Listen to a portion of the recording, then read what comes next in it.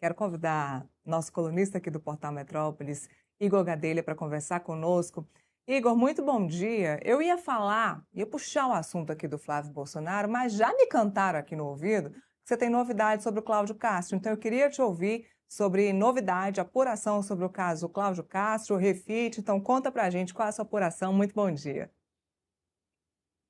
Bom dia, Neila. Bom dia, Felipe. Bom dia a todos que acompanham aqui uma semana puxada para todos nós jornalistas e também para a classe política, e, né, sobretudo do PL. Muita gente alvo de operação e a gente, claro, como jornalista, trabalhando muito. Neila, mais cedo eu contei na coluna, trouxe um bastidor que dias antes dessa operação da Polícia Federal contra Cláudio Castro, o ex-governador do Rio de Janeiro se reuniu aqui em Brasília com o ministro do STF, Alexandre de Moraes, foi justamente o responsável por autorizar essa operação contra Cláudio Castro. A reunião entre o ex-governador do Rio de Janeiro e o ministro do STF, segundo eu apurei, aconteceu na quarta-feira aqui em Brasília. No mesmo dia, o Cláudio Castro também se reuniu aqui em Brasília com outro ministro do STF, dessa vez com Flávio Dino. Mas, segundo interlocutores do Dino e do Moraes, as reuniões dos dois ministros com o Cláudio Castro não teve a ver nem com o caso Master, nem com essa operação sobre a Refit. Teria a ver ali com a redivisão, as regras de redivisão dos royalties do petróleo do estado do Rio de Janeiro. Mas não deixa de ser curioso, né, que na véspera ali de autorizar, na véspera de assinar essa operação, o Alexandre de Moraes recebeu o Cláudio Castro. Imagine o constrangimento na cabeça do Alexandre de Moraes, recebendo um ex-governador que ele já, obviamente, tinha informações de que seria alvo de uma operação nos dias seguintes. É incrível, Gadelha, como essas pessoas passam por essas situações. O ministro Alexandre de Moraes certamente já tinha essa informação, já havia pensado nessa determinação, e do lado ali do ex-governador Cláudio Castro. A operação foi determinada aí pelo ministro Alexandre de Moraes nesta sexta-feira, e os dois que se encontraram, então, aqui em Brasília. Ou seja, Cláudio Castro continua se movimentando, se articulando aqui em Brasília, Gadelha. Agora resta saber se o ex-governador Cláudio Castro vai estar elegível ou não vai estar elegível para a campanha ao Esse é o Senado pelo ponto. Rio de Janeiro.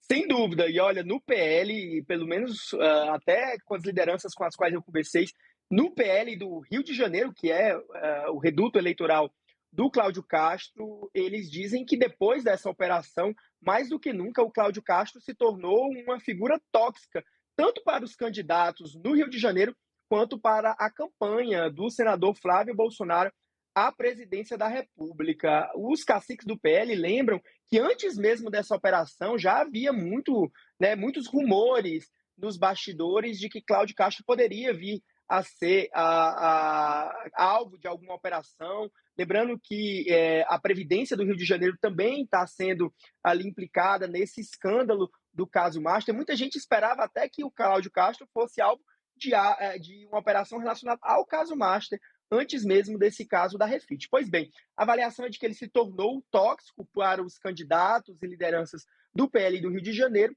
e já começaram a discutir alternativas para o Senado. Lembrando que o Cláudio Castro hoje é o pré-candidato oficial do PL ao Senado pelo Rio de Janeiro. E agora os caciques do PL Fluminense estão discutindo alternativas. Segundo eu apurei, há pelo menos 3 nomes que já estão sendo debatidos como alternativa ao Cláudio Castro. Um deles é o do deputado Sóstenes Cavalcante, que é o atual líder do PL na Câmara. Outro nome é o do deputado federal Altineu Cortes, que é o presidente do PL no Rio de Janeiro e o atual vice-presidente da Câmara dos Deputados. E um terceiro nome também debatido como opção, como plano B a Cláudio Castro, é o nome do deputado federal Carlos Jordi, que também é do PL do Rio de Janeiro. Agora, Gadelha, tem algum momento, aquele momento que se diz não dá para esperar mais, agora a gente não vai poder apoiar mais Cláudio Castro, vamos ter que colocar esse plano B em ação? Olha, Neila, eu conversei com as lideranças do PL e elas dizem que esse debate já está posto no partido, mas que a decisão final vai ser do senador Flávio Bolsonaro, que é o presidenciável da sigla e vem a ser também uma liderança do PL no Rio de Janeiro, né? Então é ele quem vai decidir, né? Já chegou-se a especular até de que o Flávio poderia colocar a própria mãe, Rogéria Bolsonaro, como candidata ao Senado. Ela está filiada ao PL, mas o Flávio tem descartado essa opção. Hoje a tendência é que a Rogéria seja suplente na outra chapa, que é a do Márcio Canella, do União Brasil. Mas a decisão vai caber ao Flávio, e o próprio Flávio também está aí envolto numa crise com esse vazamento dos áudios e mensagens dele para o Daniel Vorcara. Eu acredito que essa decisão mesmo vai acabar ficando ali para o período das convenções partidárias. Eles também vão testar aí com pesquisas, mas hoje o sentimento é de que Cláudio Castro é uma figura tóxica para o partido no Rio de Janeiro e para a candidatura do Flávio Bolsonaro, e já estão discutindo essas alternativas e o martelo vai ser batido pelo Flávio Bolsonaro. Eu acredito que isso mais ali para julho, na época das convenções partidárias.